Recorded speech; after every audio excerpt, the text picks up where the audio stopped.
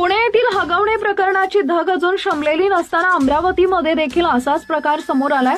पतीच्या छळाला कंटाळून 30 वर्षीय महिलेला जीवन संपवल्याची घटना आज सकाळी अमरावती शहरातील जय भोले कॉलनी परिसरात घडली आहे। शुभांगी निलेश तायवाडे असं मयत महिलेचं नाव असून शुभांगीचा पती निलेश तायवाडे हा सेंट्रल बँक ऑफ इंडियामध्ये सिनियर मॅनेजर पदावर कार्यरत आहे, तर शुभांगी ही आरोग्य विभागात कम्युनिटी हेल्थ ऑफिसर या पदावर कार्यरत आहे। शुभांगी आणि निलेशचा विवाह 4 वर्षापूर्वी झाला। त्यांना 3 वर्षाची मुलगी आणि 1 वर्षाची चिमुरडी अशी 2 मुली आहेत। लग्नानंतर काही दिवसातच निलेशनं शुभांगीचा छळ करणं सुरू केलं।